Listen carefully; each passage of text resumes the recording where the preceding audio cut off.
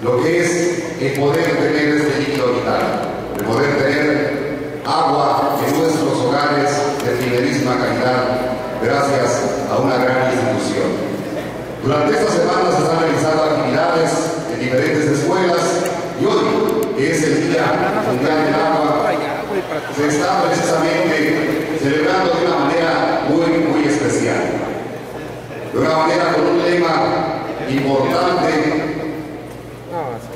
la cooperación en la esfera del agua. Queremos agradecer la presencia de todos ustedes, personas interesadas. Lo vemos a través de los medios, como mucha gente tiene que caminar kilómetros y kilómetros para llevar una cubeta de agua turbia para sus necesidades. Y en Puerto Vallarta tenemos agua de calidad. Enfrente tenemos el maravilloso mar Pacífico, pero eso no lo podemos consumir.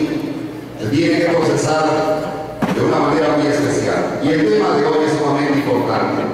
Agradecemos la presencia de todos ustedes, resaltando el que nos acompañen en este evento tan especial e importante. Está con nosotros quien es el director general de CEAPAL, el licenciado César Abarca Gutiérrez.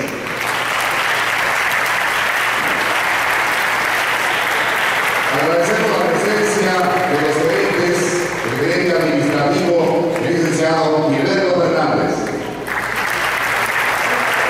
el gerente de Comunicación y Catastro, el licenciado José Luis García Delgado, el gerente de Operaciones, el ingeniero Manuel Acosta. Destacamos de manera muy especial la presencia de quien ha realizado una excelente labor. Ha entregado ya la estafeta para continuar con este proceso tan importante en la calidad del agua de Puerto Vallarta. Agradecemos la presencia del exdirector de CEAPAL, el ingeniero Óscar Castillones y su tía esposa. Gracias por estar con nosotros en este evento tan relevante. Así como también queremos destacar la presencia de quien viene en la representación del secretario de la Federación de Trabajadores de Jalisco, don Rafael Llerena Zambrano. Él es el licenciado Carlos Efraín Llerena. Gracias por estar con nosotros.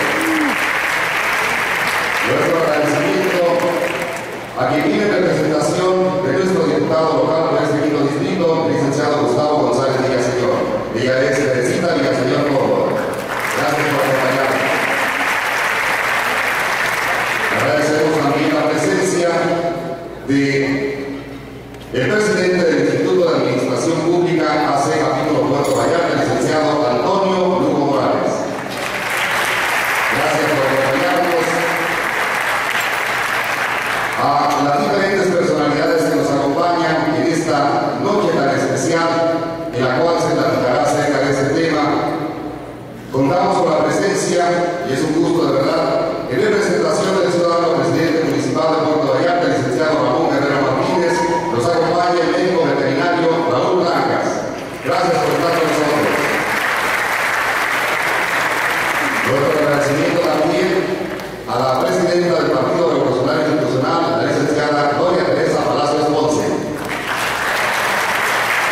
A los emprendedores, a todo el personal de CEAPAL que nos acompaña, a los estudiantes, y por ahí anda un personaje muy especial. Les aplauso para Gogo. Ahí está Gogo, quien también tiene mucho trabajo durante estos días. Queremos agradecer la presencia de la maestra Yolanda Cuevas Cortés. Gracias. El licenciado Pedro Lorenzo García, del señor Esteban García Arechiga de la Confederación Nacional Campesina. Gracias de verdad a todos ustedes. El día de hoy escucharemos en la voz de una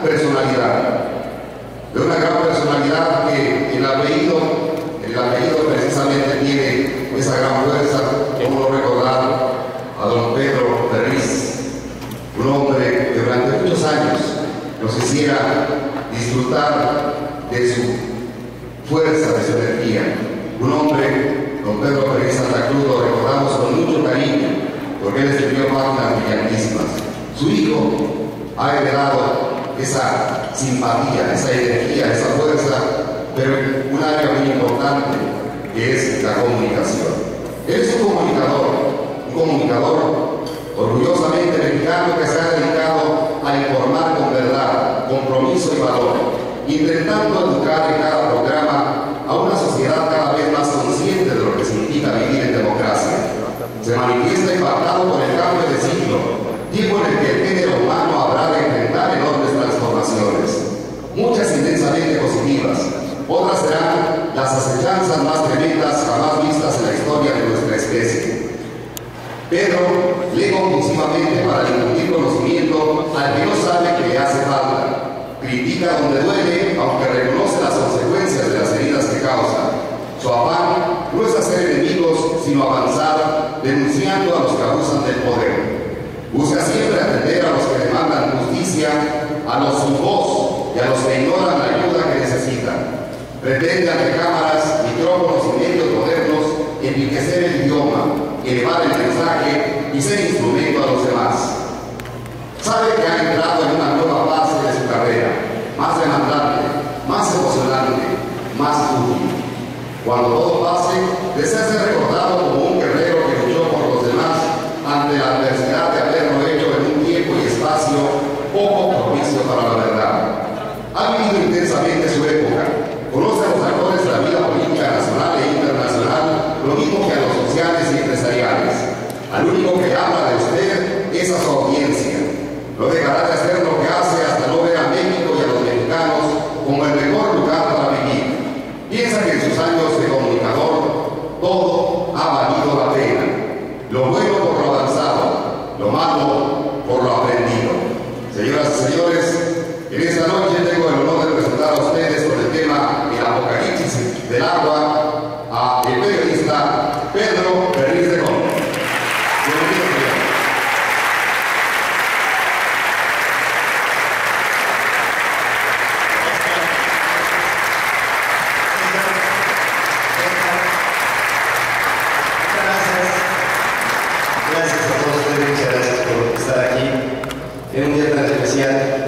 En donde se marca a nivel mundial la conciencia por el agua. El decir que se va a acabar el agua no es una tontería, porque es tanto como pensar que el ciclo hidrológico va a dejar de ser, el agua siempre va a haber. El problema es que hay la misma agua para un creciente número de seres humanos en el planeta, y ese es el problema fundamental que hoy tenemos que enfrentar en el siglo XXI. Así como se tiene que hacer un replanteamiento tecnológico, de hecho se está haciendo, de lo que es la ciencia y el conocimiento, así se tiene que construir una nueva infraestructura para comunicarnos, como de hecho se está haciendo, así como de hecho se están haciendo en todos los órdenes del conocimiento humano diferentes formas para abarcar lo que hoy necesitaríamos para adaptarnos a tiempos modernos globales. El tema del agua también es algo de lo que el ser humano va a tener que invertir muchísimo en el ámbito internacional para llegar a redistribuir todo el proceso del agua para hacerle llegar el vital líquido a todos los seres humanos del planeta Tierra. Hace 2 años se dio una noticia fundamental que habíamos llegado a 7.000 millones de seres humanos en el planeta. Para el año 2030 vamos a ser 8.000 millones de seres humanos en el planeta, es decir, el crecimiento es exponencial. Para el año 2050 van a ser 9.000 millones de seres humanos en el planeta. Y así el proceso es creciente. Cada vez somos más los seres humanos que estamos demandando de procesos en donde obviamente tendríamos que tener el panorama completo de lo que sería el suministro de nuestros servicios. Servicios que en una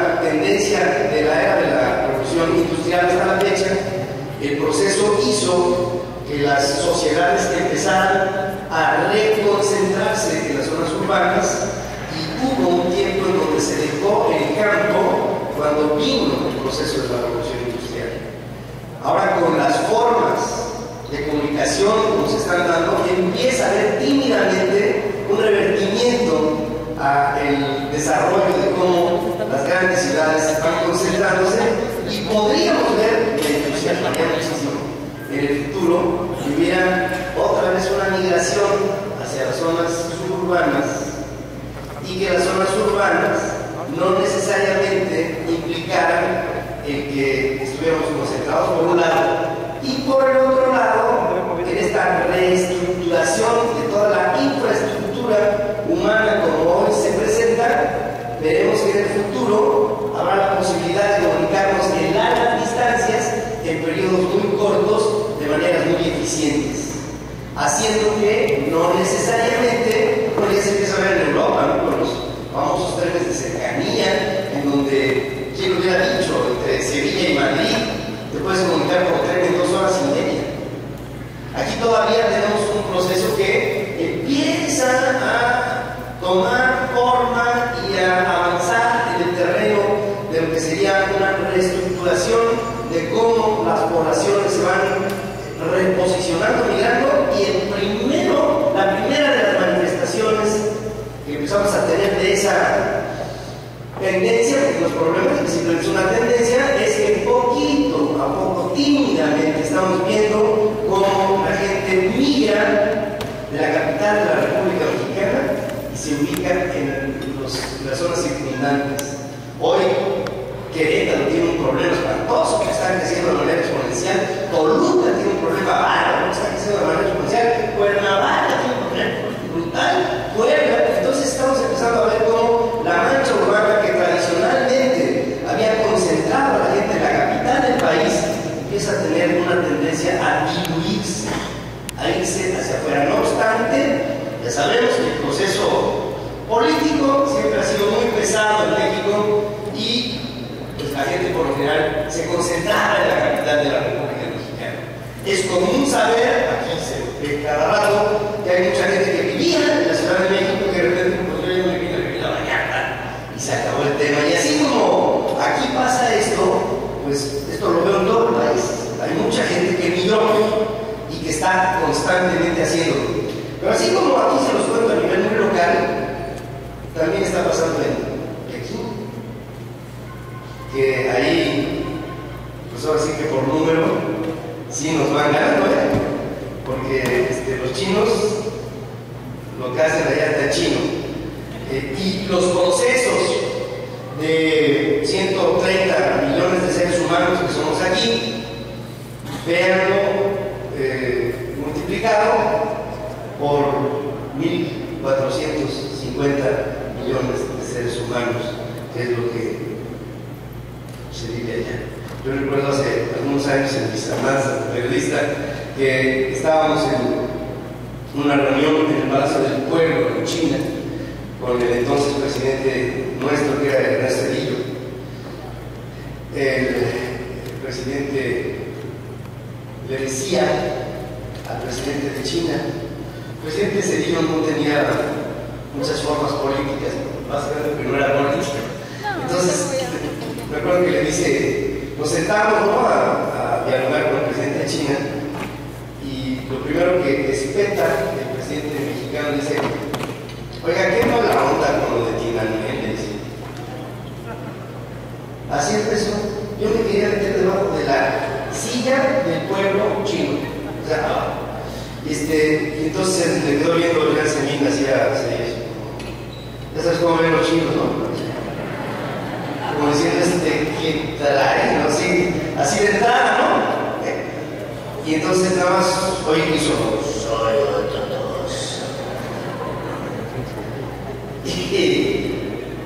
Y le dice al presidente Zedillo, si ustedes tuvieran un problema con el sector estudiantil del nivel superior en la educación, ¿con cuántas personas se involucrarían en esta problemática? Entonces, Me acuerdo que estaba José Ángel Gurría, que era secretario de Relaciones Exteriores de México, estaba Niño Blanco, había varios, estaba el embajador de México en China, Cecilio Suárez, éramos varios. Entonces empezamos a hacer consultas entre nosotros, rapidito, ¿no? A la pregunta del presidente de China, ¿con cuántos estudiantes nos meteríamos en una problemática si tuviéramos hoy un conflicto con el sector de la educación superior en el país? Entonces, pues, dijimos, pues empezamos a contar hasta la prepa 5, se pudiera, y que los SHs, y que ya sabíamos de qué sumar, y pues total, íbamos como a 600,000 estudiantes. Entonces me dice Cedillo, así muy infame, somos 300,000, más o menos, mexicanos. Nos involucraríamos en un problema con ese número de mexicanos. Eso les da un margen para ser flexibles. Entonces, nos quedamos haciendo 600,000 para ser flexibles. Dicen, nosotros aquí en China, si en este momento nos pusiéramos en una conflictiva con el sector estudiantil, entre 60 y 80 millones.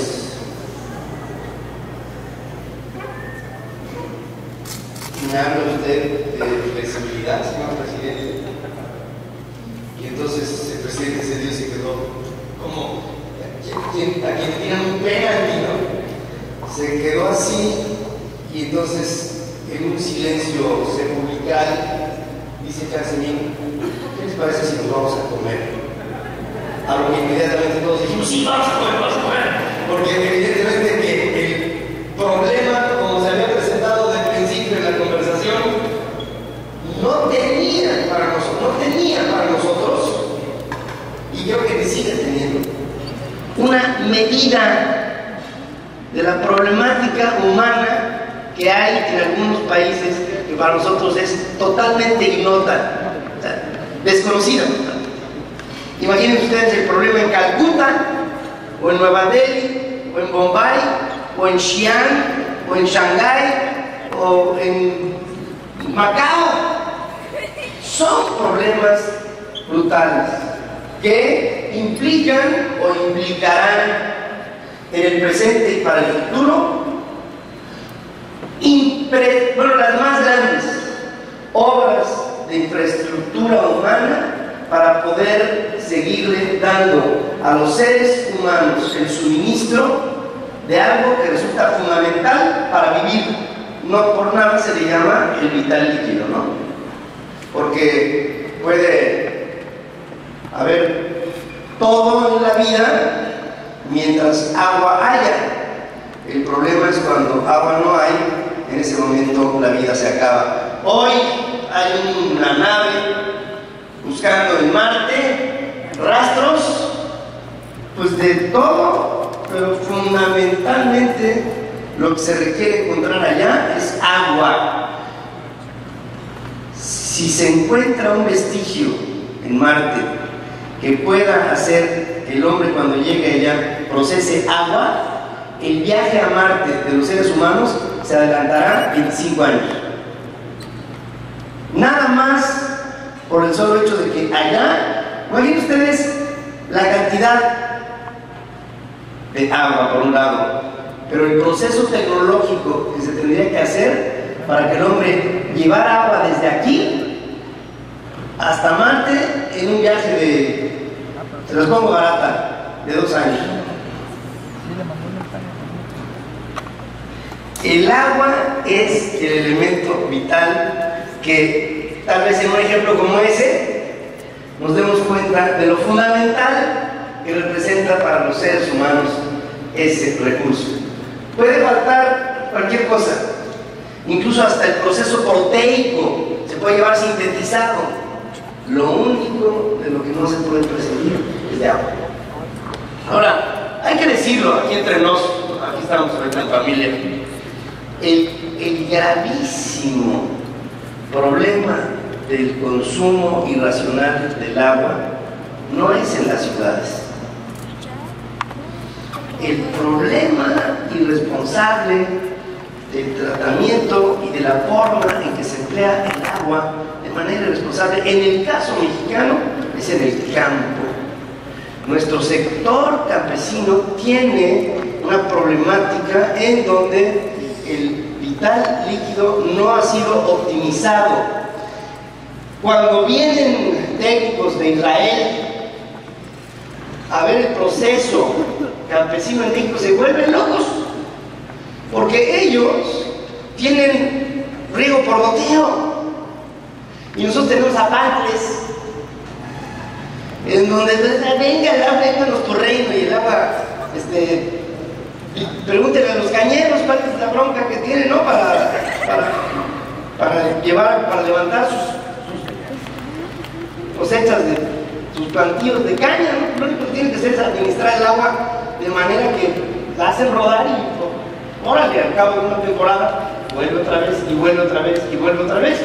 El esquema del agua en México, desafortunadamente, si bien es cierto, falta una cultura sobre el uso racional del agua en las ciudades, que es cierto, y que tendremos que trabajar en este asunto por varios problemas que, si quieren, ahorita abordamos, pero la problemática aguda del uso del agua está en el campo, en donde la cultura sobre el uso racional del agua en el campo, obviamente, está en los lugares en donde no hay.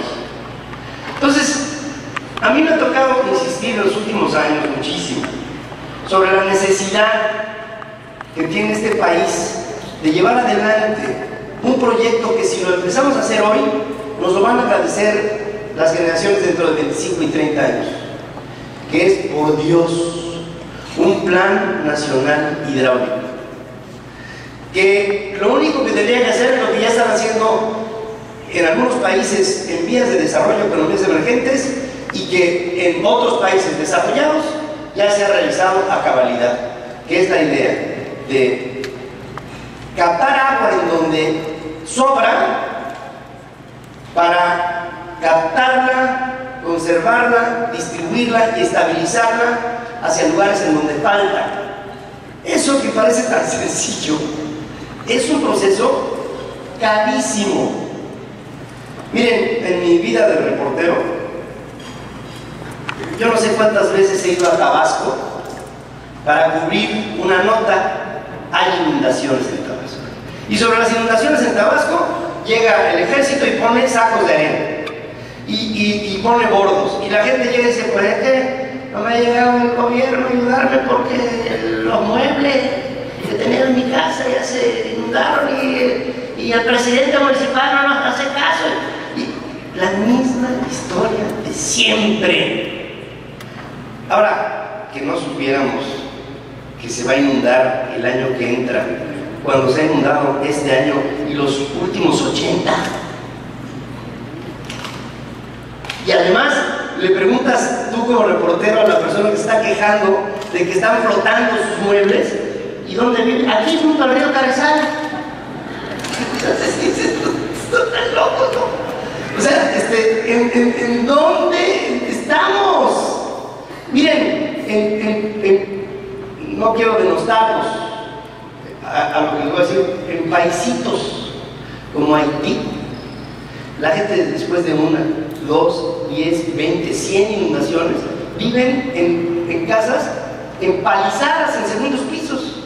Es decir, ponen 4 estacas, ponen una palizada horizontal y entonces pues hay un rango para que se inunde y ellos viven arriba. No, en Tabasco no. En Tabasco no. Y bueno, un sardinel para que no entre el agua, porque ya sabes que no, aquí mira, aquí tengo el agua que me está llegando, aquí está la rodilla. Bueno, pues haz un sardinel del tamaño de tu rodilla, ¿no? No, esas cosas no. Bueno, en esos lugares son zonas bajas, lo que sobra es agua. Y como sobra el agua, pues y es bronca, pues lo único que hay que hacer es contenerla en la medida que haya arena y que haya soldados. Porque en esa misma medida pues vamos a tratar de paliar. Yo he visto árboles de gallinas.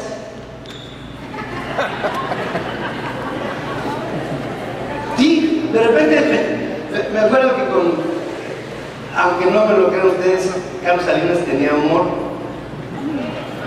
Y me acuerdo que una vez me dice, mira Pedro, ¿ese árbol de qué será? Y yo así como que no, soy medio así. Dije, ay güey, qué frutota, ¿no? Y nos acercamos y eran gallinas. Claro, empieza a subir el agua y las gallinas. Entonces empiezan a trepar ahí como pueden. Y de repente tenés un árbol lleno de gallinas. Yo no encuentro gallo que cuando puede se brinca una rama. Pero fuera de eso, lo de siempre, lo de toda la vida.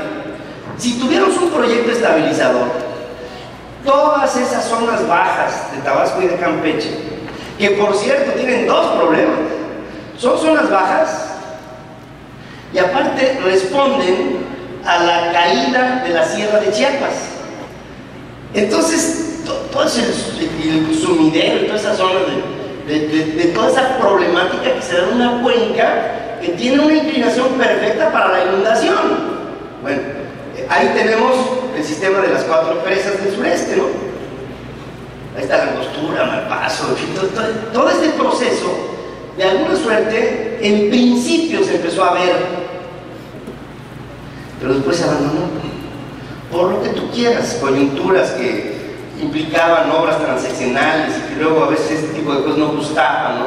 En ciertas administraciones en el pasado, que hoy, una de las cosas que vamos a tener que ver, en las obras de gran calado que se tendrán que hacer en el país, tendremos que ver, no una, muchísimas obras de gran visión que tendrán que ver no con una administración, sino con una concatenación de administraciones que le permitan al país el transitar hacia algo que es necesario, que es la administración del agua bajo la idea de que tengamos obras de infraestructura que nos permita controlar el agua. Miren, en el año 1943-44, en México tuvimos una acechanza constante. Cuando estaba la guerra, la Segunda Guerra Mundial, Estados Unidos quería establecer en México bases militares, porque empezaron a ver que los alemanes se podían meter a territorios americanos por el flanco sur, por México.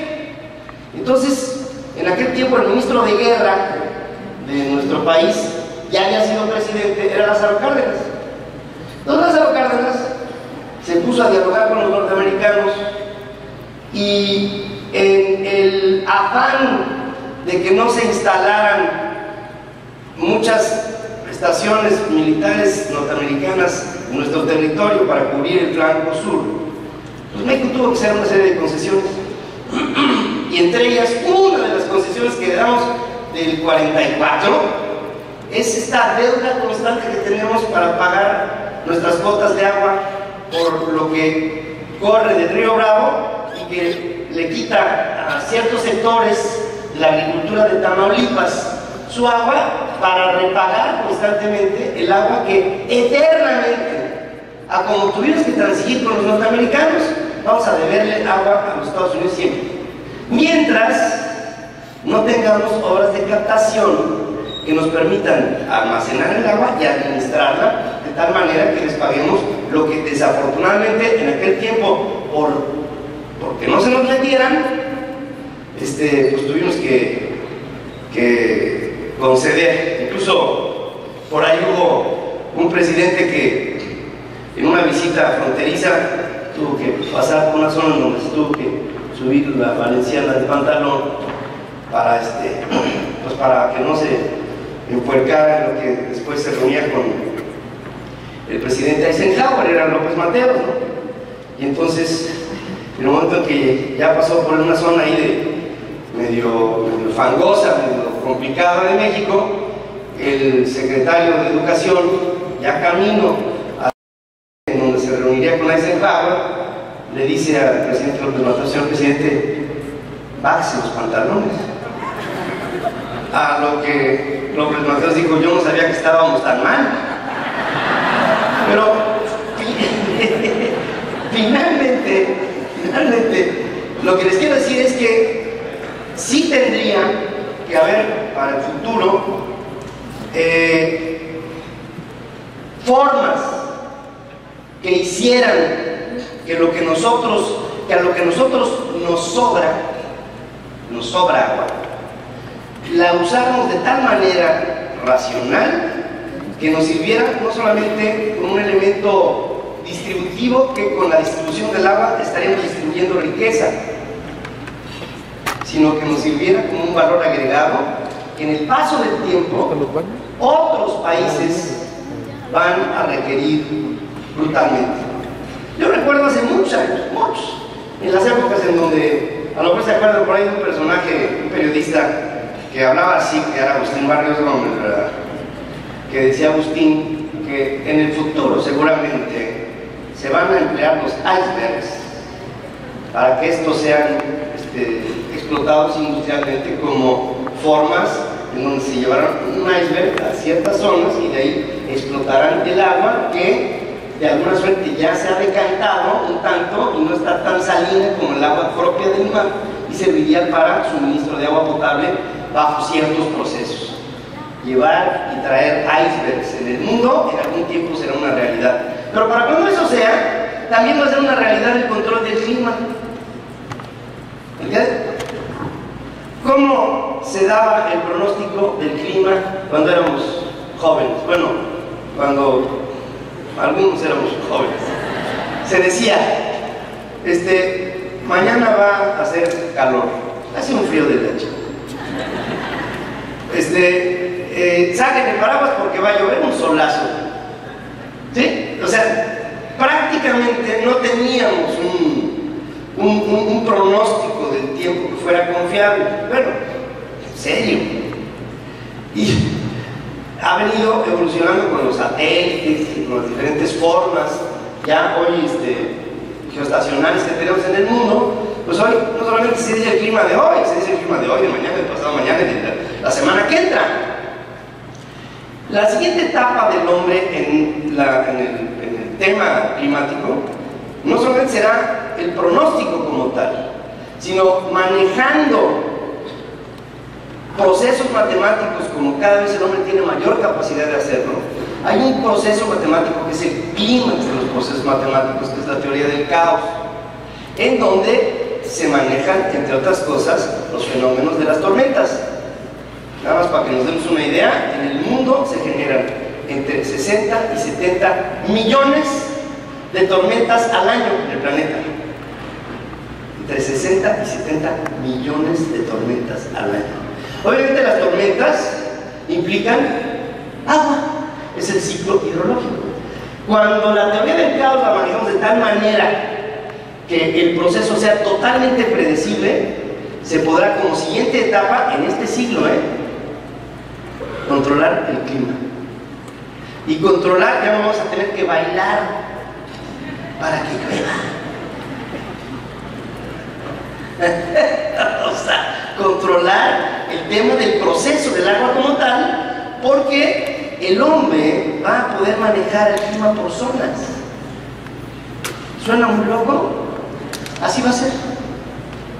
Así va a ser. Vamos a ver que zonas completas que en el planeta tenían una cierta vocación se cambiarán completamente. Zonas desérticas se convertirán en vergeles, zonas boscosas serán planeadas, y así poco a poco empezaremos a ver cómo la tecnología empezará a solucionar el problema de las inclemencias, por eso se llamaban inclemencias del tiempo, porque eran tiempos que no eran clementes con el hombre. Pero la tecnología controlará a lo que otrora era inclemente en el planeta. Y empezaremos a ver algo que en la historia del hombre nunca se vio, que es la manera en que el hombre controlará a sus recursos naturales de manera completa, de manera integral. Bajo una tendencia, con todos los procesos que hemos venido viviendo, poco a poco estamos estamos empezando a ver cómo desde Gutenberg, ¿no?, en el siglo XVII hasta la fecha, pues uno de los procesos que han promovido la inculturización de los seres humanos estuvo ligada con la imprenta, y la imprenta estuvo ligada con el papel, y el papel con la celulosa, y la celulosa con los árboles, y los árboles con los recursos maderables, y los recursos maderables con los recursos silvícolas, y así nos vamos en todo un proceso en donde cada vez, por cierto, por la tecnología, se utilizará cada vez menos papel. No sé si les pase, a mí me pasa en mi escritorio, cuando estoy haciendo el noticiero, cuando hacía yo mis noticias hace 20, 25, 30 años, estaba yo lleno de papeles entre el periódico y papeles que me llegaban del Dito. Había unas cosas que se llamaban Dito, que era una forma de reproducir los scripts que se daban para hacer los noticieros, y nos llenábamos de diferentes formas de papel, allá yo con tinta por todas partes, porque todo era papel. Y como yo, y como mi chamba, todo se movía con papel. Yo recuerdo que hubo en alguna ocasión una discusión profunda en el Congreso norteamericano para que se evitara la tramitología con tantas y tantas repeticiones de las mismas acciones que se tenían que hacer para un mandato burocrático. Y llegó un momento en donde se hicieron las cosas más prácticas y más directas. Dijeron, solamente se va a hacer un solo documento que dé fe a las acciones que den un mandato burocrático en el país. Y un legislador se levantó y dijo, yo voy de acuerdo, pero que se le saque copia. Eso que sucedía en otros tiempos, hoy estas generaciones, esa niña que está ahí, ya no va a usar papel.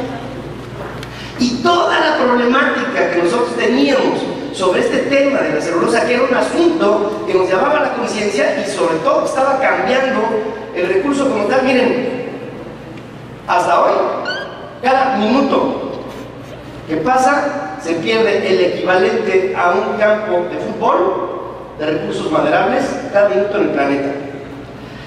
¿Es mucho?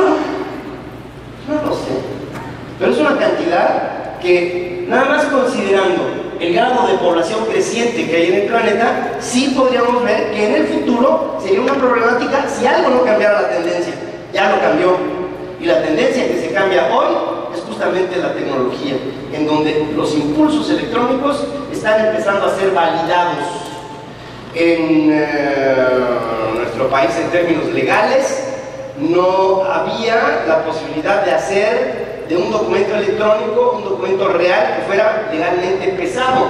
Hoy empezamos a ver la facturación electrónica, empezamos a ver la tributación electrónica. Hoy tenemos una firma electrónica que nos permite acceder al SAT y poder pagar nuestros impuestos de manera electrónica y automática.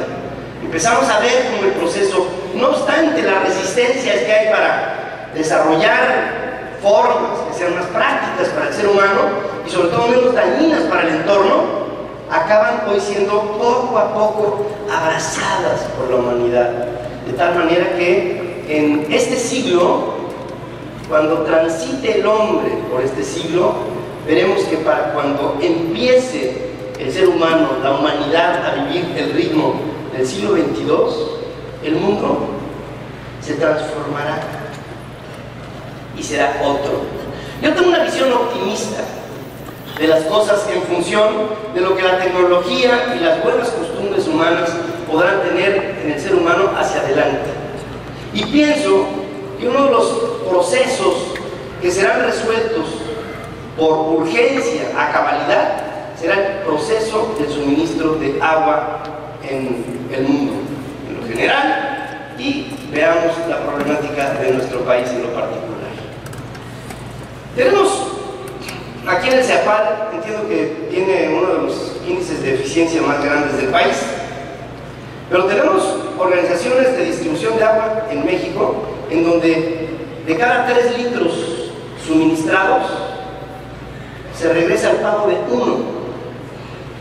No se necesita mucha aritmética para darse cuenta de que si tú das 3 y te regresan 1, porque el negocio no es negocio. O sea, no porque tenga que ser un negocio, porque finalmente es un servicio, simplemente porque tiene que ser viable. Y la viabilidad estaría ligada a que, por un lado, si es viable, va y funciona, como es el caso de Cepal, pero hay lugares en el centro-sur del país en donde el suministro de agua se toma como dado, porque desafortunadamente venimos de un sistema administrativo nacional que toda la vida, desde la conquista hasta nuestros días, resultó paternalista. Recuerdo una vez, fíjense, para que veamos cómo somos, porque luego, hace muchos años, Carlos Salinas de Gortari visitó Chalco, la zona de Chalco, Chimalhuacán, ahí por la salida a Puebla, ahí en la Ciudad de México. Carlos era un hombre muy rencoroso, la neta. ¿Y qué creen que se llevó Carlos Salinas en la primera visita a Chalco? Era el presidente todopoderoso cuando todavía, que creo que está regresando el tema, pero cuando todavía los presidentes llegaban y acá, ¿no? Y entonces, en aquel tiempo no era sin copetito, era sin nada de copetito. Entonces, total, que llega Chalco y lo primero que le pasa es que se la refrescan al presidente Salinas.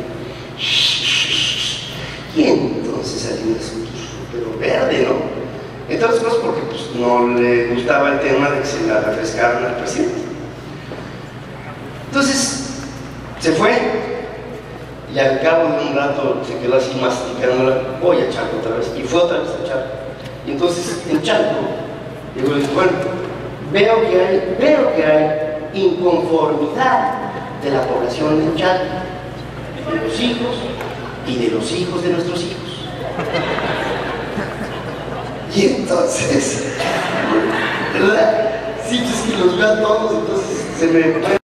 Entonces, yo quiero que me digan qué es lo que tenemos que hacer. Porque los bienes son para remediar los males. Entonces le dijo por ahí una señora, dice, pues yo quiero un teléfono. Un teléfono para 250,000 personas que vivimos aquí. Entonces Salinas fue para atrás. ¿Qué aquí? Digo, en su casa, pues yo creo que tenía 15, 20 teléfonos, pero en Chalco no había ni uno. Entonces dijo, ¿qué necesita teléfono? No hay teléfono, no hay teléfono, no hay teléfono, o sea, no se entienda. Para entonces no existía Carlos Slim y esas cosas. Y entonces dijo, él lo creó, él lo hizo. Y entonces dijo, vamos a ponerles el teléfono. Y les puso muchos teléfonos. Y otra cosa, en la gira, le dijeron, pues no tenemos luz, señor presidente. Porque estaba lleno de, pasamos por la carretera y era el infierno, lleno de diablitos. Todo el mundo jalaba la luz de los cables que había de las grandes conducciones de la electricidad. Oye, ¿qué es de alta tensión? Manito, chingues. Y la aventaron con unos tenis, ¿no? Órale, y se enredaron y jalaban el cable.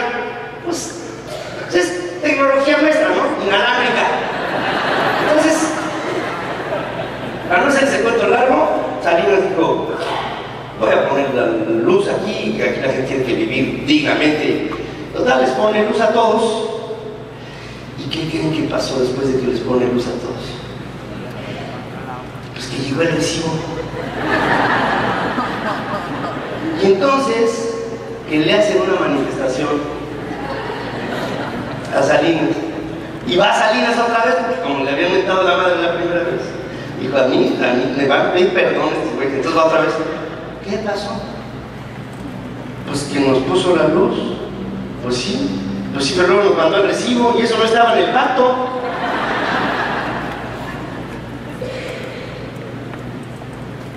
Estamos acostumbrados a pedir, no a pagar. O sea, vénganos tu reino, hágase, Señor, tu voluntad. Entonces, bajo esa perspectiva, el agua resulta un, ¿qué? ¿Cómo se dice? Derecho humano, ¿no? Y ya lo dijo Juan Sandoval Íñiguez, los derechos humanos son para los humanos derechos. Eso lo dijo aquí su casi papa. Estuvimos así de tener un papa mexicano, nada más que el Vaticano no lo pudo asimilar. Pero Palota, estoy seguro que Palota, van a ver. Vamos a ver a Norberto Rivera volar. Bueno, pero en fin, será después. El hecho es que el paternalismo en el que estamos inmersos en nuestro país tiene que cambiar. Y la única manera de hacer cambiar, porque esto significará la viabilidad del tema del agua y de muchas otras formas de convivencia en nuestro país. Muchísimas. Me decía el otro día un gobernador del norte de la República Mexicana, decía, llevo 2 años gobernando. No ha habido nadie. Gracias, Dios. Gracias, Dios. Sí, así. Claro. Agua se apaga. Entonces, resulta que me decía el gobernador, decía, llevo 2 años aquí gobernando. Nadie me ha llegado a proponer algo. Todo el mundo venía a pedir cosas. Oiga, gobernador, ¿cómo es posible? Mire que tenemos. Y además todos como plañideras, ¿no? Oiga, gobernador, estamos esperando que usted algún día nos pele. No hay nadie que llegue con un proyecto productivo, propositivo,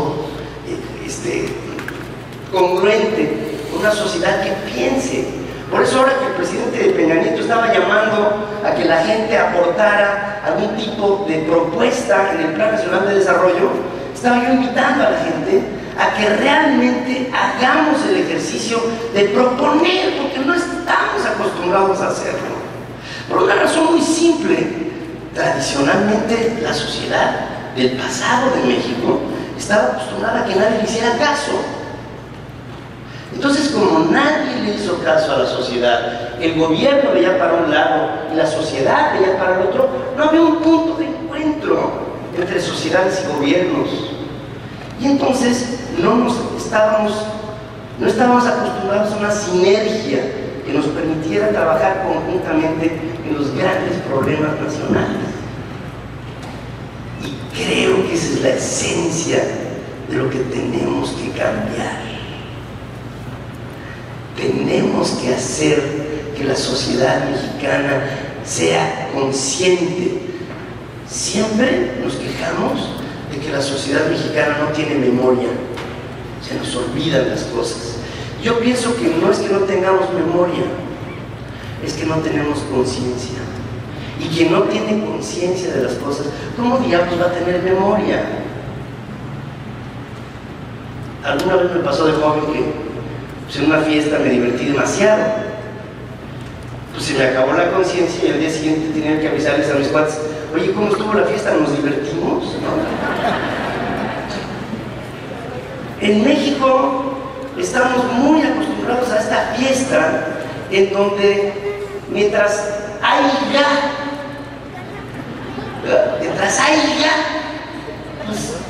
pues vengan de ahí. Recuerdo muy bien, ¿se acuerdan cuando quebramos?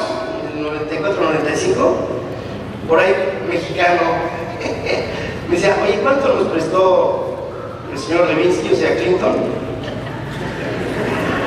Y le digo, $20,000 millones. Y el Banco Mundial, Club de París, Fondo Monetario Internacional, otros 20,000. ¡Ay! Con 40,000 nos alcanza para otros 40 años.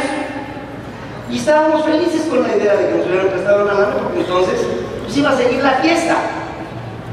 Hubo desencanto cuando pagamos antes, porque finalmente el vivir de prestado y de ilusiones es algo que es muy cercano a lo que es la sensibilidad, lo que somos. Y creo que además es una buena noticia, es una grata noticia. Espero que la compartan conmigo.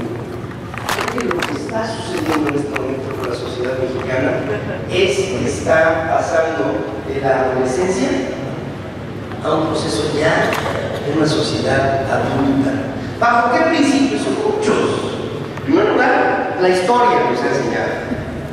Yo creo que con buenas o con malas experiencias, este proceso de alternancia política ha resultado positivo para el país. El hecho de que el PRI perdiera un proceso en el 2000 y recuperara en el 2012, yo creo que es algo que acabará haciendo que las siguientes juventudes que se incorporen a la vida política del país empiecen a practicar el disentimiento bajo la idea de que en política no hay enemigos, sino adversarios ideológicos que acabarán llevando al país a soluciones bajo prácticas basadas en dos pilares fundamentales: talento y honestidad. Talento y honestidad.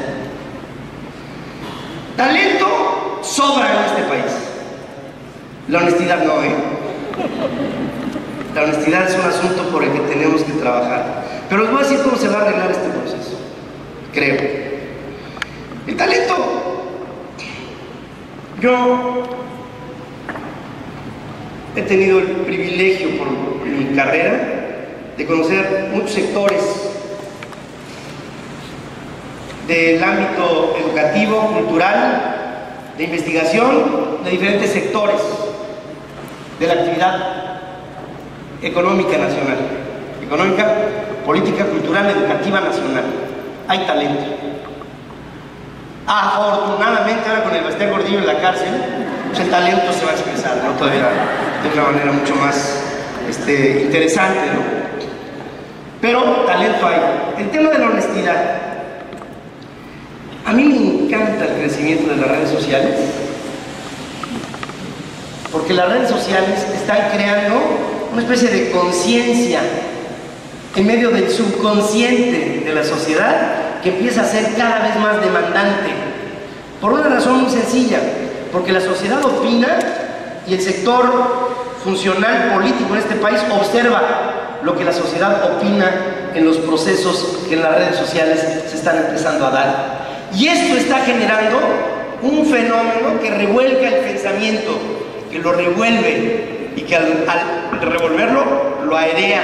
Es como cuando traspaleas la tierra, que la oxigenas, le das vida, y en ese momento todo mundo está bajo la lupa. Y como todo el mundo está bajo la lupa, todo es susceptible de ser denunciado y conocido. Y en el momento en que todo es denunciado y conocido, empieza a haber un ámbito de reflexión y de responsabilidad por la vía de la necesaria rendición de cuentas. ¿Que es sano para el país? No tengo la menor duda. ¿Que cambiará nuestra cultura? No tengo la menor duda. ¿Que nos hará observantes? No tengo la menor duda. ¿Que nos hará adultos? No tengo la menor duda. ¿Que nos hará responsables? Responsabilidad es la habilidad para responder a los demás. Y creo que esa habilidad para responder a los demás va a pasar del sector político a la sociedad. Por lógica y reciprocidad, como efecto espejo, la sociedad forzosamente tendrá que hacerse más responsable con el sector político. Y esa corresponsabilidad entre los sectores populares, obreros, campesinos, políticos, en todo orden, empezará a dar una solución para cada problema y salir del esquema del que venimos, que lo he narrado hasta el cansancio en mis 38 años de carrera. En mis 38 años de carrera, si ustedes me dijeran, ¿cuál es la síntesis de lo que para ti es México? Para mí México es un país que tiene un problema para cada solución.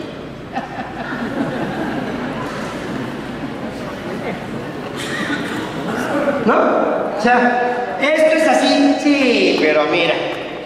Y el pero, En el pero, todo se genera bajo sospecha, todo. Y creo que esa sospecha, con este fluir de comunicación entre los diferentes medios que se mueven, tendrá que poco a poco ir deslavando la sospecha y entrar en un terreno que nos cuesta muchísimo trabajo entrar, que es el terreno de la confianza. Y les digo una cosa, no hay sociedad que haya prevalecido. Estudien la historia de las sociedades. Cuando las sociedades llegan a una decadencia y a una degradación, lo que les falta es confianza. Le pasó a Roma, le pasó a España, le pasó a Francia, le pasó a Inglaterra con las colonias africanas, nos pasó a nosotros. Y este proceso del que creo estamos empezando a salir es un proceso que implicará el que nos empecemos a ver a los ojos, para entender que tenemos esa asertividad para poder arreglar las cosas de manera pactada y no bajo el principio del escepticismo que nos viene de la conquista, que nos viene de la colonia, que nos viene de todo este proceso que nos sojuzgó durante 350 años. Y que hoy tenemos la gran oportunidad educativa, cultural, coyuntural, tecnológica y social de darle la vuelta. Yo tengo fincadas esperanzas de que, así como si tú me pusieras los problemas que van a tener los chinos dentro de 20 años, que los van a, en la guerra del opio en China hubo una revuelta de las provincias en 1750, hubo 60 millones de muertos. En la revolución cultural de Mao hubo un enfrentamiento entre las zonas urbanas encabezadas por Chiang Kai-shek y la revolución de los campesinos que Mao sacó adelante. Hubo 50 millones de muertos. La revolución cultural de Mao causó bajas en todos los órdenes.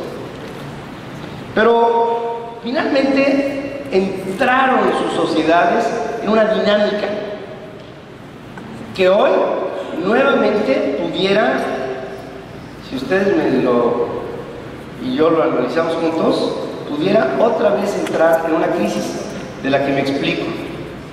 Hace pocos meses me llegó un grupo de empleados mexicanos de una empresa francesa ubicada en Ramos Arizpe, allá en Coahuila, de la que hoy, por cierto, tengo el privilegio de haber sido demandado por el anterior gobernador. Y resulta que me habla este grupo de personas y me dice: oye Pedro, fíjate que en una semana va a haber una reunión del Consejo de Administración de nuestra empresa, vienen unos franceses y van a tomar la decisión de cerrar las plantas de México para irse a China. Entonces quisiéramos que fueras a la reunión del consejo y les tires un rollo, a ver si cambiamos la visión de estos cuates. Entonces ahí les voy, ¿no? Llego a Ramos Arizpe, me encuentro con 15 franceses así, ¿no? Como si fueran a degustar un vino así, ¿no? Y entonces se me quedan viendo así como quien ve un moco, ¿verdad? Así en la pared, así embarrado. Y me dijeron: ¿ustedes quién nos va a hablar? Así como diciendo, pobre. Y dije, pues a menos que sea ¿no? Pero, pues sí, yo les voy a hablar. Tiene usted 45 minutos para su exposición de motivos. Dije, vaya mamones, pero entonces empecé a platicar un poquito de lo que ha pasado con las revueltas en China. Entonces, cuando empecé a hablar de revueltas en China, empezaron a verse así, ¿no? Como diciendo, ay, güey, que hay revueltas en China. Porque ellos lo único que saben es que China crece al 11%, al 9%, y que todos son unos chingones, ¿no? ¿Verdad? De ahí viene la palabra, es la raíz de allá, ¿no? Entonces, resulta que de repente se empieza a hablar de las purgas, las revueltas y los procesos sociales tan agudos que se dan entre las provincias. Una de las graves problemáticas que tenían los chinos del pasado y que tienen los chinos del presente es que antes las grandes dinastías se llamaban el Imperio Celestial. Los emperadores chinos no pensaban que eran emperadores de China, pensaban que eran representantes de Dios en la tierra. Y entonces, imagínate el emperador chino, pues cómo veía a la gente a la vez. Y al emperador no lo podían ver de frente, tenían que verlo así. Entonces, de repente, todo esto se vuelca en contra de este tipo de autoridades terrenales cuando empiezan a llegar las primeras invasiones inglesas, francesas, americanas, rusas, Myanmar, Birmania, japonesas. Entonces, los chinos decían, estos son bárbaros y son retrógradas y son primitivos, y son primates menores, ¿no? Entonces, pues, no los pelamos, pintaban y permeaban y decían, tarde que temprano van a hablar mandarín y van a ser chinos. Y decían, aquí los ingleses somos chinos y los gringos somos chinos y todos somos chinos. Así pensaban, hasta que un día la realidad lo rebasó y empezó a gestarse la primera gran revuelta china después de lo que los ingleses estaban haciendo en China, que era vender opio. Y vino una revuelta brutal con el saldo que les acabo de contar. Vienen después subsecuentes revueltas en el siglo XVII, XVIII, XIX y XX. Ya la última, con la gran revolución cultural de Mao. Ya no era el imperio celestial, sino era el gran gobierno del Politburó, del Partido Comunista Chino y el Partido del Pueblo y todo el pueblo. Y de ahí muy enorme, ¿no? Pero finalmente es el equivalente a un emperador que ve a todo el mundo. Pero China se vuelve una maquiladora. Y entonces de repente un chino que antes no veía más que arroz, de repente tiene en sus manos un juguete Mattel que se hace en Xiamen y que él lo tiene que poner en una caja para envolverlo y mandarlo a Francia para que un niño francés lo juegue. Pero para que ese chino que mete el juguete en la caja tenga ese juguete y se lo lleve a su familia en Xi'an, necesitaría trabajar 3 años nada más para comprarse el juguete. En otras palabras, hoy ve lo que antes no veía. Y cuando tú ves lo que antes no veías, te da una cosa humana que se llama apetito. Y entonces les dije a mis amigos franceses, váyanse. Se van de aquí, están espantados porque estamos limpiando la casa con una lucha que tenemos en contra de la delincuencia que aquí tenemos. Y para cuando arreglemos el problema, será en una década, ustedes se van a ir a meter una revolución, pues un horno de microondas que va a haber en China, y se van a meter en un problemón espantoso que, por cierto, dicho sea de paso, en ese país las utilidades que tengan en su compañía no las pueden retirar del país, las tienen que reinvertir en China. Feliz viaje. Me sobra media hora y les voy a mover. Me fui. Se quedaron ya no me veían como. Ya, digamos, hubo un abismo de conmiseración conmigo. Ya me veían como infección. Y entonces me fui. Me llevaron al aeropuerto. Como a los 3 días me habló un empleado y dijo: ¿qué les dijiste a estos güeyes? Nada, nos puso un panorama horrible de China y dice, nos quedamos. Y dije, ¿por? No, están felices, entramos a ver, ahí me dice que es la tierra del futuro. Y pues, como diríamos, a ver, ya no sabía, ¿no? ya lo sabía, ya lo sé. Yo sé, lo único que me falta es convencerlos al resto de los mexicanos. Yo sé que este país es un gran país. Sé que tenemos la mejor gente, que tenemos la mejor sociedad, que cuando estamos metidos en la adversidad somos el mejor pueblo, el más solidario, el más humano, el más amigo, el más leal, el más decente, el más de todo. Pero que simple y sencillamente no creemos en nuestro potencial, porque no ha habido denominadores comunes que hagan que este país tenga un paso hacia adelante de manera unida. No sabemos ser un pueblo gregario. Uno de los grandes problemas que hay en misa es cuando de repente dice, padre, tómense de la mano. Puta, es como si fuera yo maricón. Entonces empieza ahí una bronca espantosa, ¿no? En donde, pues, ¿cómo voy a darle la mano a este cuate que está aquí junto a mí? Entonces, no nos sabemos dar la mano. No sabemos ver. No tenemos una comunicación franca, sensata. Y aparte, somos sectarios. Y distinguimos, discriminamos. Y vale la pena entendernos como un pueblo hermano, porque finalmente, si es que vamos a avanzar hacia un país pretendido, no hay otra forma de llegar así. Puede haber grandes inversiones, grandes procesos, profundas reflexiones sobre las necesidades que tenemos que llenar, pero el proceso fundamental, que es madre de todo lo que en este país surja hacia adelante, está basado en una educación que nos haga comunes. Y ese es el problema que tenemos. En el momento en que empecemos a ser comunes, empezaremos a volcar ese grado de positivismo que nos va a permitir tener también formas de corresponsabilidad. Y para que este país progrese, para que tú, César, tengas una viabilidad dentro de la administración de un proceso de distribución de agua sana en una zona determinada del país, si no tienes la corresponsabilidad de la gente a la que le das el servicio, finalmente no hay forma de que esto salga adelante.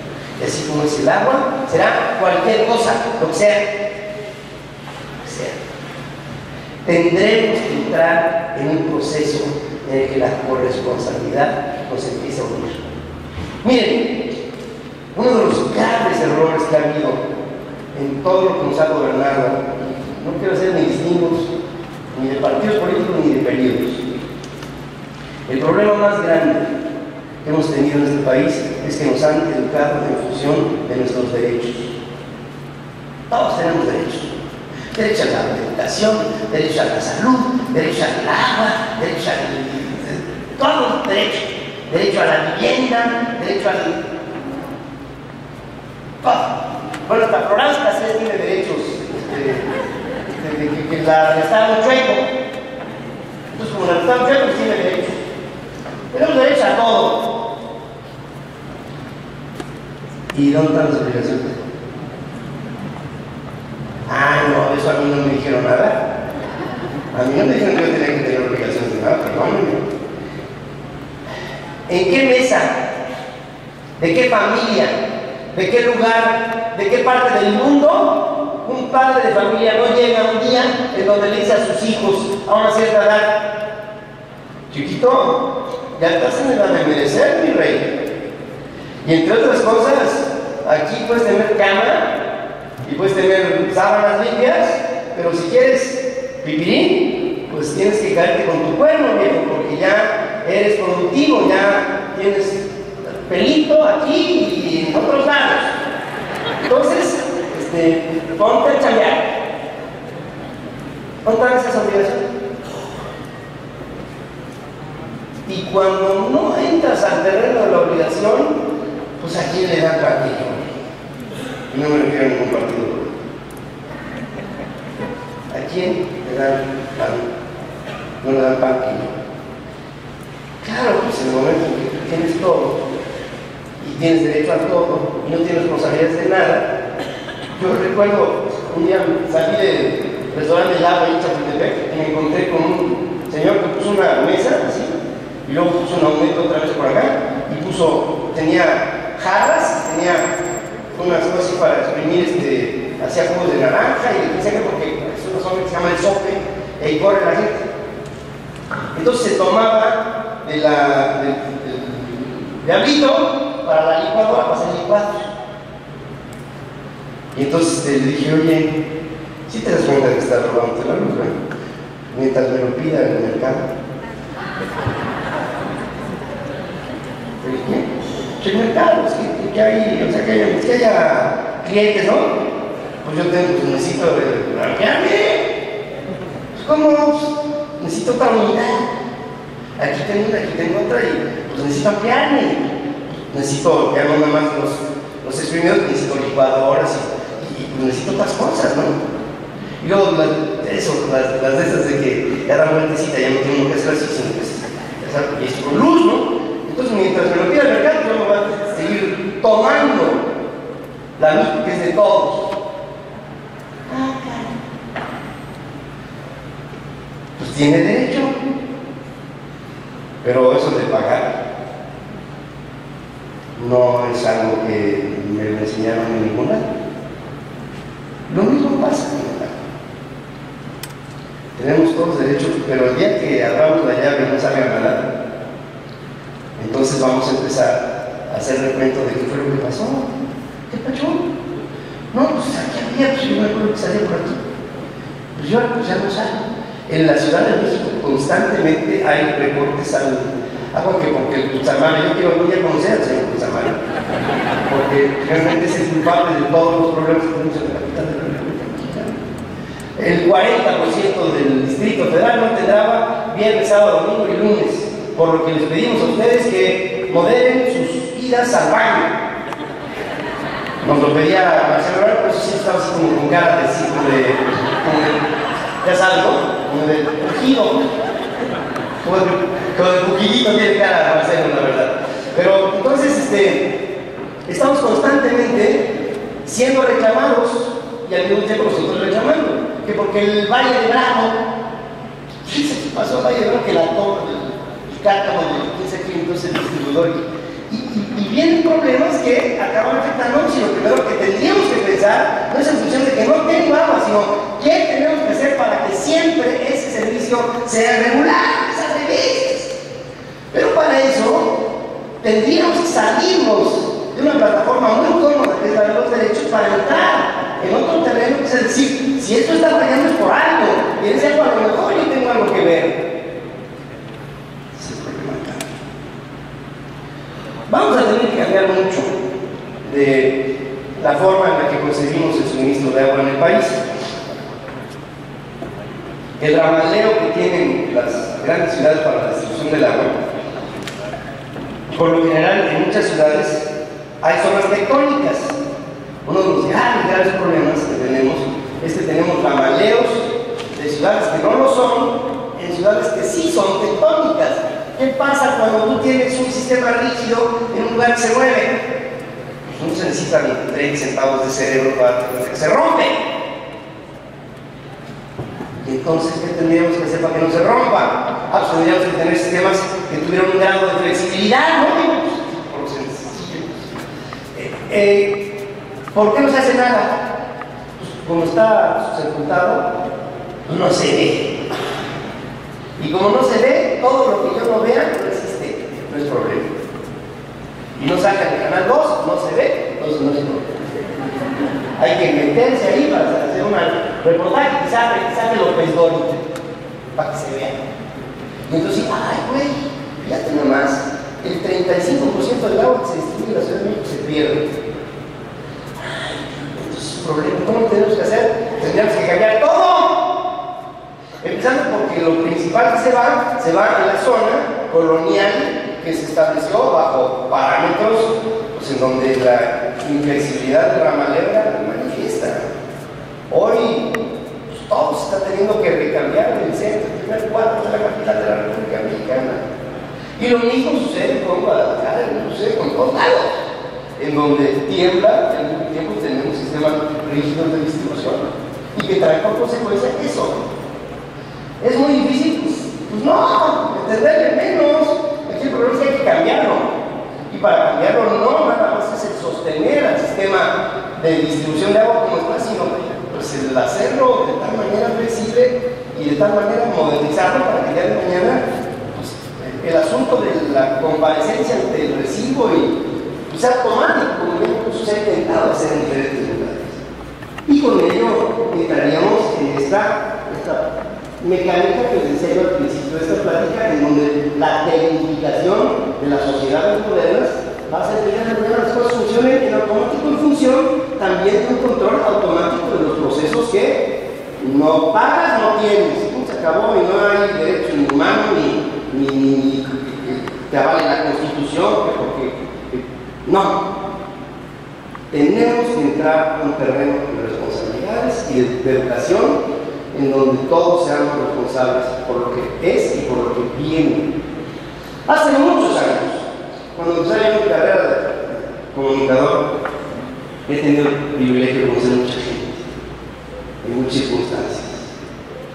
Conocí de aquella generación de refugiados que llegó a nuestro país para después establecer lo que se conoció como el Colegio de México, a un pensador extraordinario español, se llamaba Leopoldo Sea. Y de esas preguntas universales que hace la juventud cuando no tiene mucha conciencia, a mí siempre me ha preocupado el futuro, porque es la única parte de mi vida que no conozco. Y siempre he tratado de proyectar problemas presentes a situaciones futuras. Y le preguntaba yo al maestro, o sea, maestro, ¿cuál va a ser, a su juicio, como filósofo, el problema más grande que enfrente el hombre en el futuro?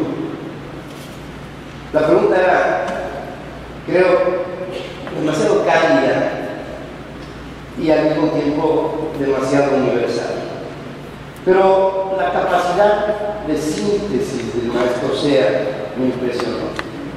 No lo entendí en su momento, pero hoy, con el paso de mis años, he empezado a entender la profundidad de aquello que me dijo.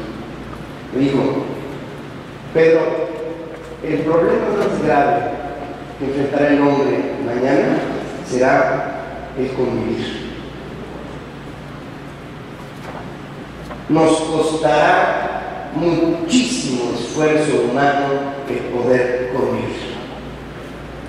Cuando lo escuché, era un México de los 70s.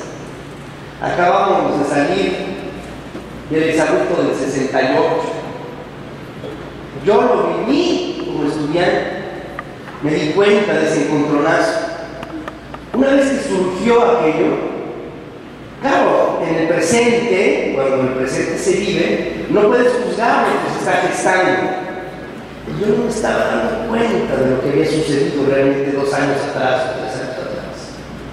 Lo que realmente había pasado en nuestro país es que estábamos empezando a hacer un primer esfuerzo para encontrar fórmulas diferentes para convivir con un gobierno que no tendría que ser tan autoritario y una sociedad que no tendría que ser tan sumisa.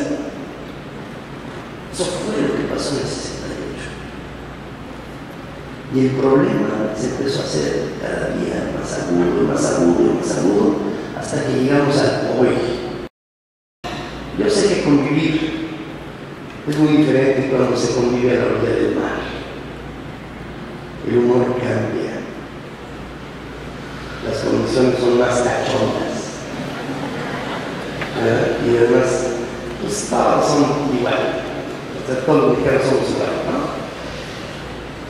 Las mexicanas también. Entonces, aquí es muy diferente, pero váyanse a otros centros urbanos que están empezando a vivir el shock del futuro y dense cuenta de que lo que decía el maestro Sea tiene un grado brutal de razón. La Ciudad de México. A la Ciudad de México le falta un sentido del amor y le falta un sentido del humor. La gente quiere pasar por encima de lo que sea. La gente quiere transitar independientemente de si transitan otros.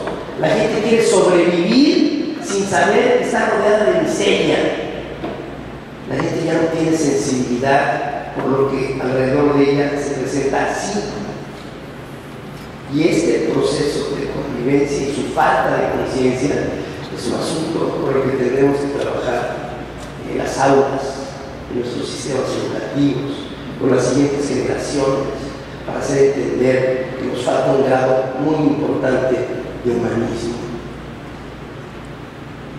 Cuando todo eso lo entendamos, cuando comprendamos el panorama brutal que se nos presenta y que al mismo tiempo quiero seguir sintiendo que es muy halagüeño, podemos entender que estamos ante la primera gran oportunidad para pegar en este país un despegue.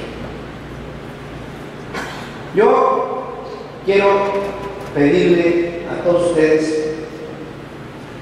que me ayuden como cómplices en un proceso que trato de ponerle un título de una revolución del intelecto. Si hace 100 años ese país se enfrentó con un movimiento armado que acabó con el 10% de la población de una manera cruel, y si hace 200 años este país se enfrentó en un proceso que nos separó de la madre patria, que acabó dominando nuestros recursos naturales y humanos, creo que como tributo a lo que fuimos, en función de nuestras convulsiones que tuvieron que vivir nuestros antepasados que conocimos. Yo conocí a mi abuelo que nació en la Revolución y que sufrió la Revolución. Yo creo que como tributo de lo que fue mi abuelo y de lo que seguramente han sido los anteriores a él dentro de mi linaje, hacia las siguientes generaciones, lo menos que podemos hacer es no una revolución con armas, como en el pasado, como cuando éramos salvajes. Hagamos una revolución de mentes, de propuestas, de razones, de argumentos, de esencia, que nos permita ser un país hacia mañana con la suficiente capacidad y calidad moral para poder enfrentar nuestros problemas de manera civilizada. Lo tenemos que pensar profundamente para entender de dónde venimos, cuál es nuestra situación, cómo romper estos círculos viciosos que nos lleven a otros virtuosos y que nos permitan florecer. Yo les vengo a decir que las condiciones están dadas. Ahora los grandes analistas económicos a todo esto le llaman el memo, el Mexican Moment, famoso. Hace 2 semanas le preguntaba al gobernador del Banco de México en una entrevista, oye, ¿cómo?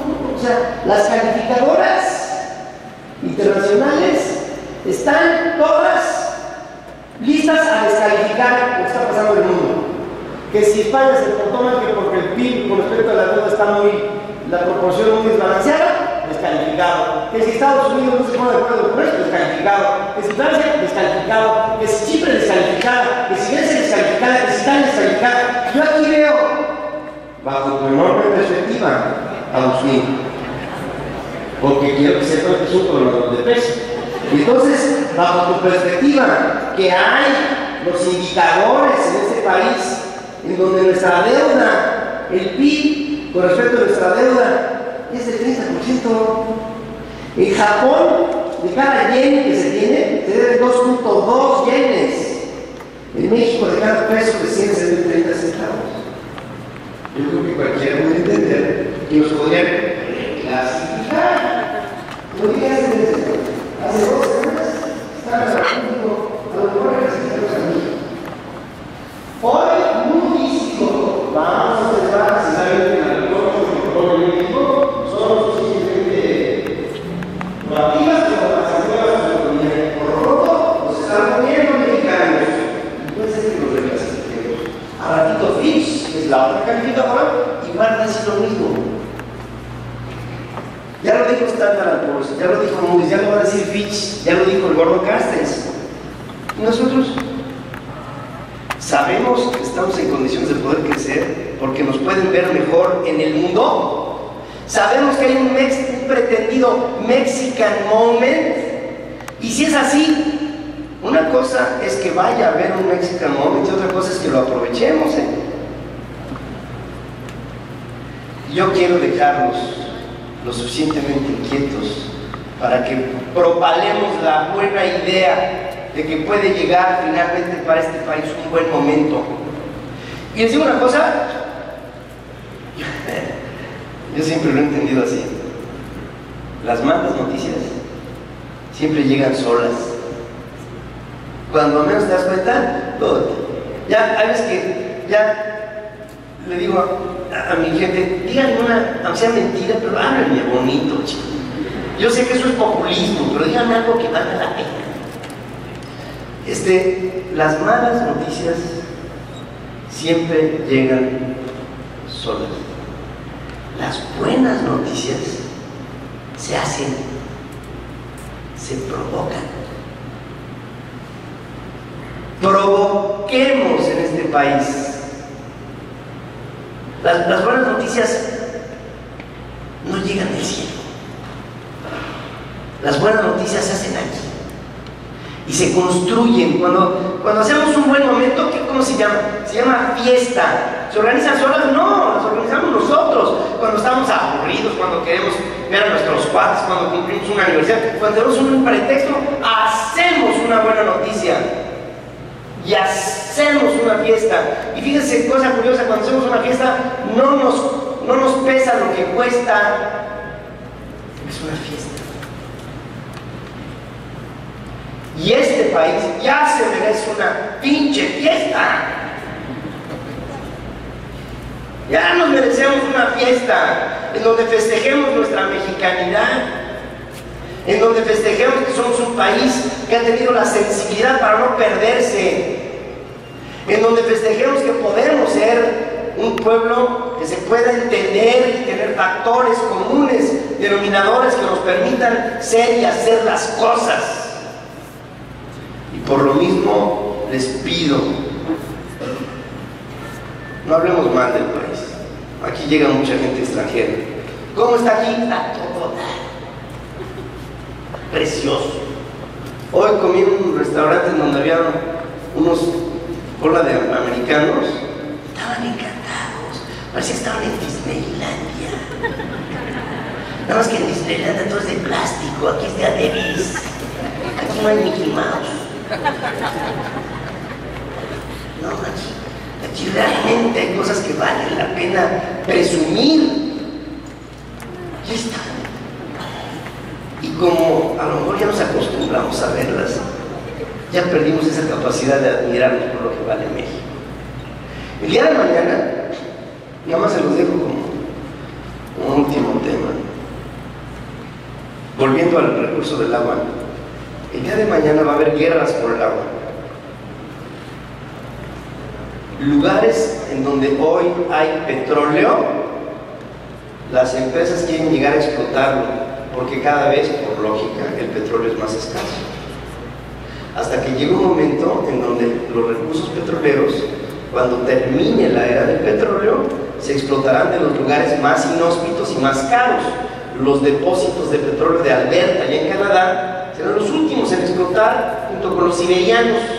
Y para extraer 1 litro del equivalente a gasolina, primero tendrá que descongelarse el petróleo, subirse para hacerlo fluido, refinarlo y llegar a tener la gasolina. Este proceso hará que 1 litro de gasolina dentro de 50 años cueste 3.500 pesos el litro. ¿Qué va a pasar con el agua? ¿Cuánto cuesta una botellita de estas en el mercado? 5 pesos. Esta botellita en el Hotel Burj Al Arab en Dubái cuesta $25.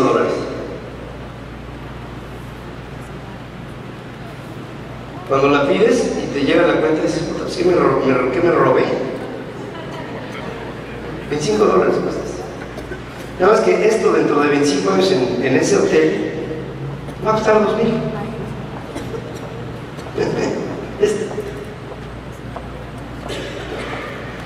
Y este recurso lo va a tener México. Y habrá empresas que van a venir a este país a explotar nuestros recursos acuíferos para el bien de México y para el bien propio, el de ellos. Y entonces podremos decir frases tan demagógicas como el agua es nuestra. Espero no tener un Romero de Champs en el sector del agua, pero por lo pronto tendremos un recurso que será escaso en el planeta. Y así como decía el maestro Barril Gómez, dentro de algún tiempo va a haber icebergs que se van a tener que explotar en el Mar del Norte. Vamos a tener pronto la necesidad de atemperar el apetito que de otras partes va a haber sobre nuestro recurso acuífero. El agua no se va a acabar, porque mientras que haya sol, mientras que haya mar, mientras que haya atmósfera, el proceso de ciclo hidrológico, de la síntesis, de lo que serían los aminoácidos, va a haber agua. El problema es cómo vamos a tener que utilizar, cómo vamos a tener que acercarnos al problema de la captación, mantenimiento, distribución, administración, uso y recuperación del proceso del agua en su integralidad. Para entonces, pienso que la gran cantidad de problemas que hoy los seres humanos tenemos se va a solucionar bajo la óptica de que el pensamiento humano y su inteligencia siempre han llegado a resolver los problemas del hombre, a veces a tiempo y a veces tarde y con un costo, pero siempre se acaban solucionando. Yo quiero ver este tipo de problemáticas en un sentido positivo. Quiero reconocer, porque me ha tocado ver otras formas de administración del agua en el país altamente ineficientes. Yo quiero reconocerlos, porque ustedes son un ejemplo de que sí es viable la administración del agua bajo esta perspectiva de corresponsabilidad.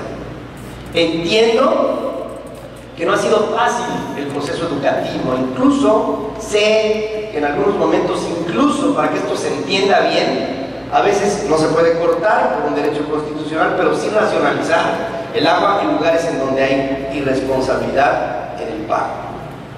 Pero finalmente es un agua certificada, es un agua tratada adecuadamente para el servicio de una comunidad que sabe, que tiene la tranquilidad de que el agua existe de manera positiva y propositiva.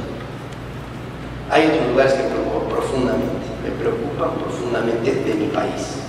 Hay muchos lugares inviables, incluso bajo la perspectiva de tener ya que por emergencia ser subsidiados. ¿En qué medida esto se solucionará? En la medida en que tengamos no un mejor suministro, sino una mejor sociedad. El gran caudal de los problemas que tenemos los mexicanos está en nosotros solucionar.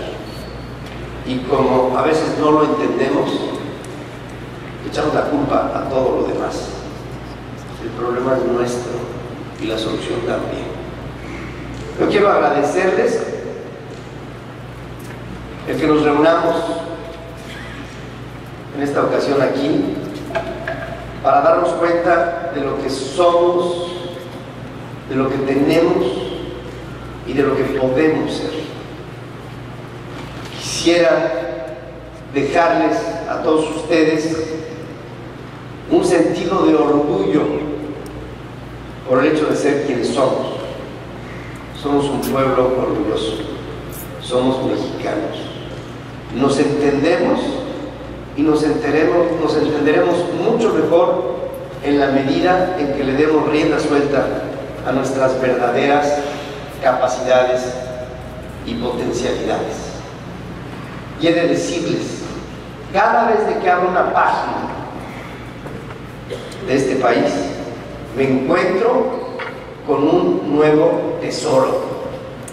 En medio de nuestra problemática que parece prevalecer por encima de todo, me encuentro que hay muchas más razones para ser optimistas por el futuro que aquello que nos puede causar pesar. Quiero dejarles ese grado de tranquilidad en la medida en que todos estemos en la misma sintonía de sensibilidad de lo que es México. México es mucho más que sus problemas y nosotros mucho más que muchos otros pueblos. El día de mañana, seguramente las siguientes, ya se durmieron, las siguientes generaciones, ¿qué edad tienen? 4.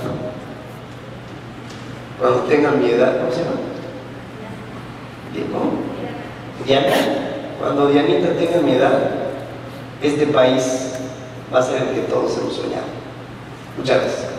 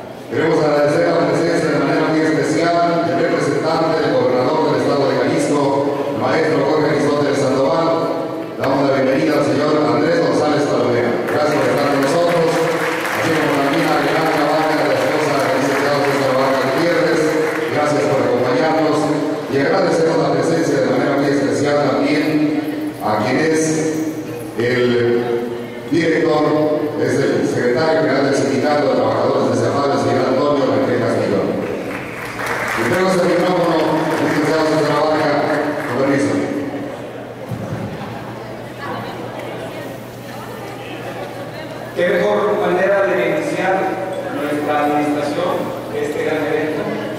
Es un deleite haber escuchado sus emotivas palabras. Quiero expresarle que estamos muy motivados por su presencia y yo estoy muy contento porque tiene mucho que ver lo que hoy escuchamos con lo que será el eje fundamental de esta administración. Y quiero aprovechar para comentar que el tema de cultura del agua tiene que ser de manera contundente la prioridad no únicamente en esta administración de CEPAL, sino en todo el mundo. Por ello, he tomado la decisión de invitar a una persona con una capacidad enorme para sembrar, lo he mencionado en los pocos lugares que he visitado en este momento, sembrar la semillita de la cultura del agua, donde puede germinar, donde puede florecer, donde podamos obtener el fruto que se requiere para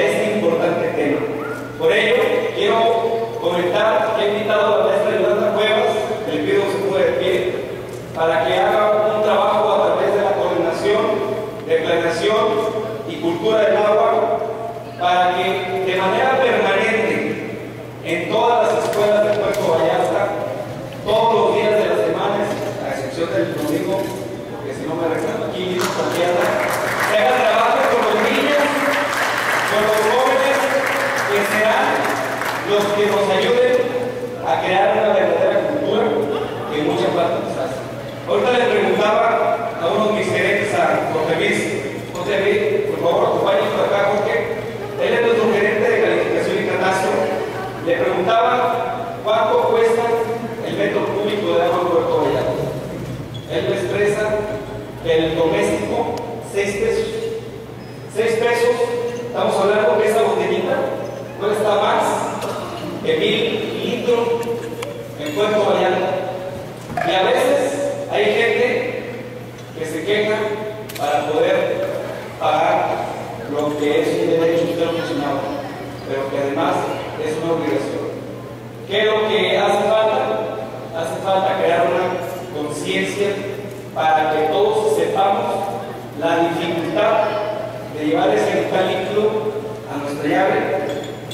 A nosotros eso es muy fácil abrirla y obtenerla, pero no sabemos lo difícil, lo complicado y lo riesgoso que es no darle el manejo adecuado. Por eso también aprovecho para reconocer al ingeniero Oscar por esa excelente labor que ha desempeñado en CEAPAL, y por eso estoy muy contento con su plática, porque con esto se demuestra que sí se puede crear una cultura también en el ámbito político, que los colores no contaminen algo tan fundamental que no debe tener colores. ¿De qué color vemos el agua? El agua no debe tener colores. Y aquí está el ejemplo. He creado una excelente relación con Oscar.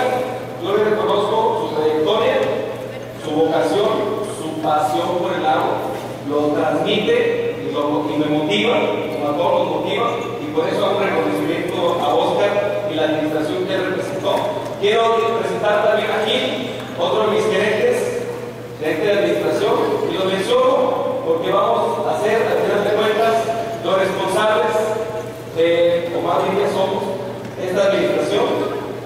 Aprovecho, acaba de llegar Andrés González Palomera, representante de nuestro gobernador Jorge Aristóteles Sandoval.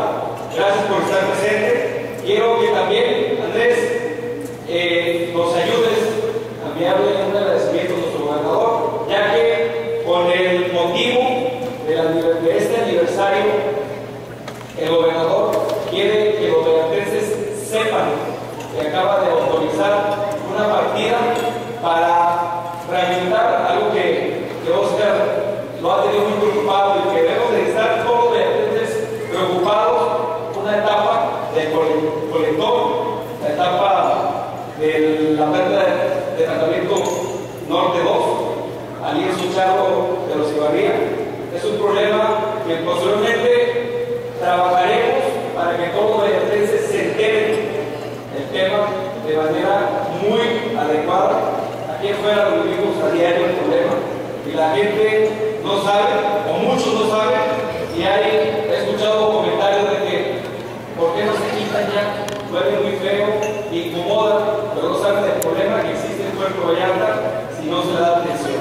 Y por eso el gobernador ya dispuso una partida para apoyar a Puerto Vallarta. Yo estoy muy motivado porque nos iniciamos obteniendo un apoyo para Puerto Vallarta de lo mucho que merece. Gracias por su apoyo, por su participación. Realmente estamos muy contentos porque nos iluminó y con sus palabras. Gracias.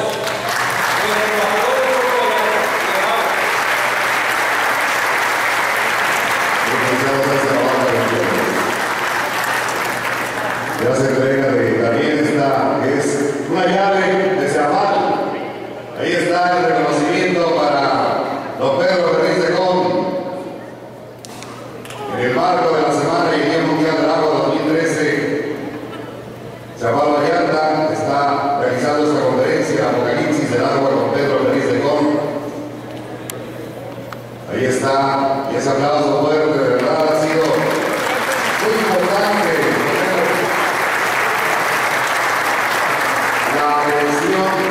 de todos nosotros sobre el agua. Don Pedro.